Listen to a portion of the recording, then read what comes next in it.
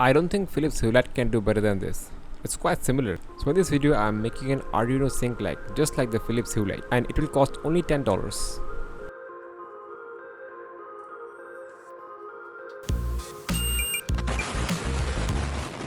So to make your own DIY sync light for sim racing, you will need a few things. First of all, you will need a plyboard. On this plyboard, I will fit all the LEDs. Second, you will need the LED strip. The strip which I am using is WS2812B. This is a programmable RGB LED light. To program this, you will need an Arduino Nano. And to power this LED strip, you will need an extra 5V adapter. And remember, each of these LEDs consume 50 mA. So if you are using the 60 LEDs over a 1 meter range, then you should use a minimum power rating of 2 ampere. There are specifications clearly mentioned, and you can see that one type C USB cable to power the Arduino Nano, some extra piece of plywood to fit on the sides of the board, one soldering iron, one soldering flux, one soldering wire, one wire cutter, one scissor. You might need some nails, and probably you will need a lot of screws to fit the whole thing together. And lastly, you might also need a multimeter to check if you have any issues with your connection. First, fit the side panels to the plyboard and then fix using screws. It should look like a box, and you can also paint in the middle of the plyboard. Now cut the strips according to size. I'm cutting 6 strips with 10 LEDs. That will account for 60 LEDs. So these are my 6 LED strips. You can place your LEDs like the way you want. The data transfer will be like the way I am showing it right now. There will be arrow marks on the whole strip which indicates the flow of data. We will only use the data in pin. Now it's time to solder the wires. Preheat the soldering iron. Now solder the ends of the wires using a hot solder. Now stick the LED strips onto the plyboard. Now using a multimeter, check the continuity for the power and ground pins. The data pin, however, does not make a buzz sound, and if it makes, then it means something is wrong. Now it's time to connect the ends of the wire in the remaining LED strips. It is always convenient to use color coded wires. Green for data pin, red for power or VCC 5V, and black for ground.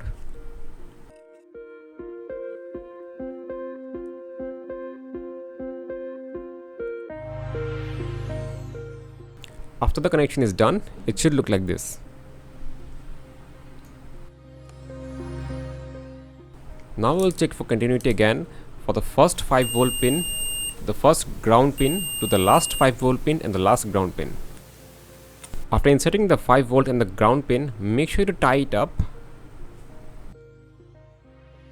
Now solder the 5V pin as well as the ground pin.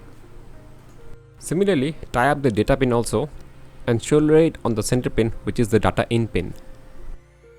Now you can use any cardboard box, or you can also use it openly. Now solder the data pin, the green colored wire, to the pin number D6. D is for data, and the black to the ground. There are 2 grounds in the Nano. You can choose any ground. Now you can use a double-sided tape to stick the Arduino Nano.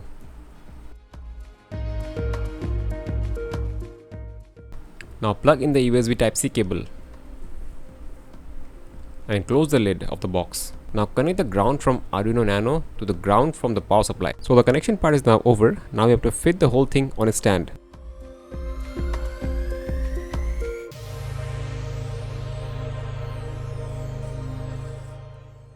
So depending on your racing setup, your stand will definitely be different from the one I'm using right now. Feel free to use any stand, or feel free to make your own DIY stand. Now I'm covering up all the wires using a sellotape. So this is the bottom of my stand, screwed from below the table. All wood I have used is spare wood. It's completely free, and all the wires are going side by side with the wooden stand to the plywood base where the LED lights are there. I will be in the bottom sitting in the chair. So this is the box where the Arduino is located, and from the Arduino this is the data pin, and this is the ground pin, and this is the Type-C USB cable. So if you have completed your wiring process, now it's time to upload the code.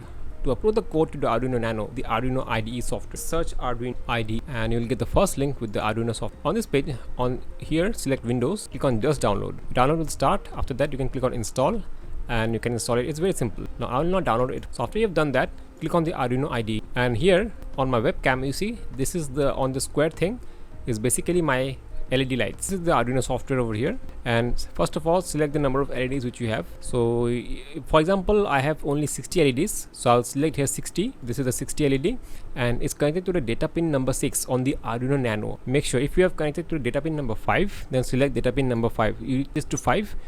In my case it's 6, that's fine. And for the board, I'll select Arduino Nano, go to tools. If your board is not shown here, then I'm going to go to tools and select the board which you want, whichever board you have. It can be Nano, it can be Pro Micro, it can be Leonardo, it can be Uno, and select the COM to COM10. And to see if you have multiple Arduinos connected, you can go to device manager and select. You can see which COM is there. So for example, port and COM showing USB serial 340. CH340 is basically for the Arduino Nano, and COM10, so definitely it's the COM10. If you have multiple Arduinos connected, so I'll suggest you to unplug those Arduinos while you upload any sketch. That's the best possible way to make the sketch work better without any errors. So that's it. And if for some reason the COM port doesn't show here, then you do one thing. You go to your you go to downloads, and you will see I have a driver for that. You simply install the driver. After installing this driver, the port will show up, and you'll get the driver on the description below. Driver install success. After that, you close it, and then your port will definitely show up over here. You see, after the driver is being installed, the lights just blinked. It's the RGB format. So now everything is done. Select compile. Done compiling. Now click on upload. Now the code is being uploaded to the Arduino Nano. You see those LED lights blinked, so code uploaded. Now close this dialog box. To make this LED work, you need a software called Prismatik, unofficial. So you will get the software via the link in the description below. So after you click on the software, go to device, select run configuration wizard. Now here you will see no light packs connected, error. So how to solve this error? Okay, so this is actually not an error, because if you're running this for the first time, it will show like that. Click on next, select ADA light serial 511 LED, select COM. Now select COM, which is very important. Again, go to device manager. It's already opened. You see COM10 is written COM10, so select it from 11 to COM number 10. Don't change the baud rate and color format. You can rename your profile. So this is Nano, right? Type C. This is the Type C version of USB Nano, Arduino Nano. So next, now here's the main part. You see, there are so this is my main display. This is my center display. Actually, there will be one display on the left and one display on the right. So we will be only concerned with the one in the center. And as you've already seen, I have already set this up. This is actually a manual configuration, either in the Andromeda section or in the Cassiopeia. We have 60 LEDs. So on top we'll select 30 LEDs, and on the sides I'll select 15 LEDs. So bottom will be 0. So sides 15 means 15 side on the left and 15 on the right. 30 30 30 equals 60. So the top margin I'll set is to 10, the side margin to 15, and the bottom margin to 30. You just copy my settings. But this is the only part where the light actually enters. For example, if the sky is blue, then your tone will be a natural color, and if the sky is sunny, if the sun is setting down, then the light will actually turn a little bit yellowish to give you that natural effect. So after you have done this, click on next. You see, single LED consumes 50 milliampere of power. So you have to check your power supply. On the power supply use written 5 volt and some ampere is written, the current consumption for that particular device. It's not like that if it's written 2 ampere, it's not like that 2 ampere will be used. Depends on the device actually, how much current it actually consumes. So this LED 50 ampere, so actually it will consume more than 2 ampere, it will consume more than 3 ampere. But if you limit your power supply, so if to make this easy for you, you do one thing, take a look at your power supply adapter and take a note of that power supply amps. If it's 2 amp, select this to 1.9 amp. If it's 3 amp, set this to 2.9 amp. It is always better and always convenient to keep a value which is lower than the recommended value written or printed on the device. Click on next. Now see, lights are all blinking up. So you have to adjust the light source according to the color of the background in the desktop. So if the desktop color is now white, so you have to adjust the hue light to make it white. So see, I've already adjusted it before, so it's showing me the best value. And now I'll click on just finish. We are done. Now this is the center part where I've placed the lights. So if I move this white window somewhere else, see the light goes dim. And again, if I place it up, then the light again glows brightly. If I make it full screen, then definitely that's way brighter. Prismatik software, you have to make a lot of changes. Go to settings, go to your mode, screen grabbing, and grabbing interval is 50 ms, and select the first one, average color on all LEDs. and select the last one, apply color, temperature and gamma, and select the grab widget adjustment to hidden, and luminosity threshold minimum luminosity level. And here on the device section, select the overall brightness to maximum and brightness cap to maximum. But remember one thing, if your power adapter has, see in my case it's 10 watt, so this light 60 of these LEDs doesn't consume 10 watt, it will consume under 10 watt, and so that's why my brightness cap is set to full. But if you know your exact wattage of the power supply, then if it's like say if it's 5 watt, set this value to around 50%. So that's actually the thumb rule for that. So I've actually made this pretty easy for you. Just simply copy paste my settings, nothing you have to do more, nothing less. You can manage your profile plugins. There are some plugins, but we don't need that. This is the device. Now I will quickly jump into the game and show you how it actually. Here we are in the garage, and this is the light which I'm getting right now. It's a warm color light, because on the outside you see the lights are not that much of a high intensity, high luminosity. So the threshold is around let's say 6400 Kelvin. So this, if you know the right color code. So now we will just set a flying lap and see how it actually performs.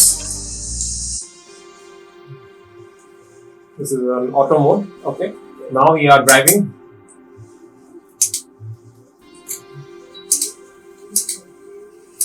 The basic idea of this video is to show you how the screen colors are being produced here with the light. How the Arduino Nano actually handles all these colors via the software Prismatik.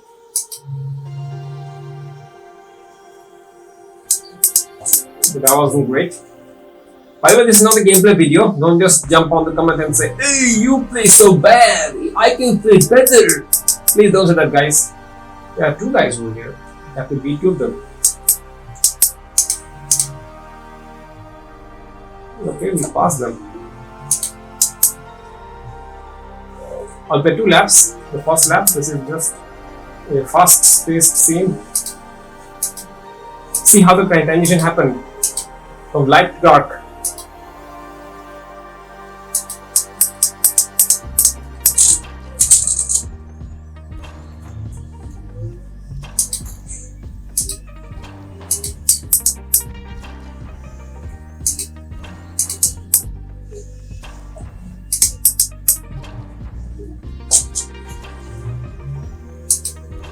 This will be my first lap, and on the second lap I'll actually go slow.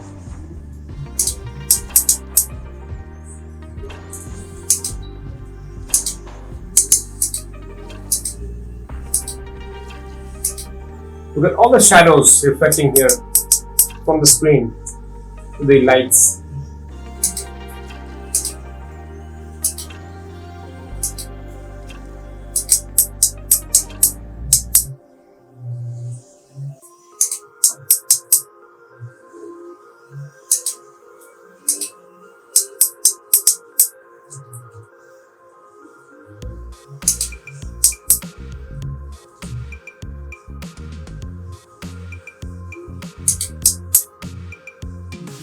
Here I'll stop for a moment and take a look at those shadows from the bridge. And here again I will slowly progress inside. Let's see what happens. Now look at the shadow. And look at those lights on the left and right. On the right especially, these are actually warm color lights. So that's why the light on the top is actually producing warm color. Look at here, look at this part. It's actually warm. Whichever color is there on the screen. Because remember we said that line here on the screen, those LED lights will only produce those lights which were on these parts of the screen, like on this part which I'm talking about. So we'll just proceed further. And again here I'll slow down just a little bit. Okay, here it gets dark. Look at that. Look at the transition. I don't think Philips Hue can do better than this. It's quite similar. If you know how to do it, that's the main thing. Even I had a lot of trouble while making this, but you know, to make it easy for you, you just follow this whole video. That's all I need for you to do. If I go back, you see, it actually makes me feel like I'm sitting right in the car. Earlier, there was only one light, so that actually doesn't make sense because I'm getting the one kind of light. If I go back further, you see, Now if I go front, up in front, there will be a point, because it happens, this is a real phenomena. If you get out of internal, for a moment you might become blind for a moment. Not blind, kind of blind for a moment. If I come here in the shadows, you see the light is actually a little bit dimmer. And again, if I get down here in the light, white, see again it just glow up.